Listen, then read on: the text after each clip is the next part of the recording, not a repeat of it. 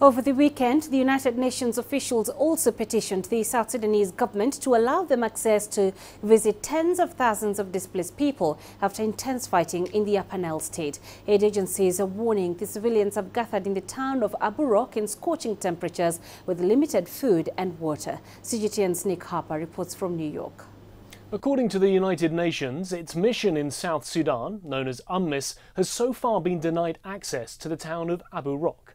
The head of the mission, David Shearer, said in a statement that he was extremely concerned for an estimated 50,000 people who are seeking shelter in the town.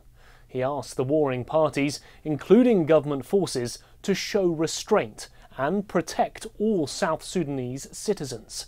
He also asked that any opposition fighters who may be hiding in the town to leave. He said, so the civilian population does not become a target.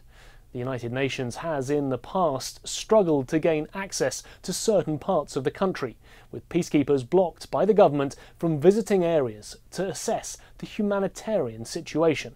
Conditions in the town of Aburoc are reportedly dire.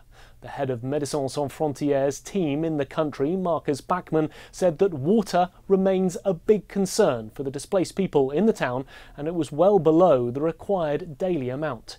He warned that the high temperatures and exposure from the weather was also likely to result in chronic dehydration and diarrhea for the population there.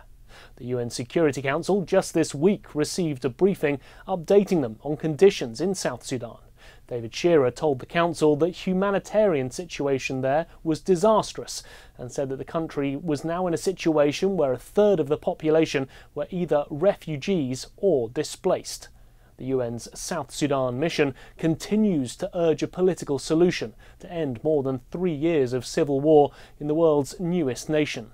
The UN has called the situation a man-made disaster, and Shearer and his team say the continued military offensives, like the most recent flare-up in Upper Nile State, is intensifying ethnic division to a degree which will hinder reconciliation in the country. Harper, CGTN, New York.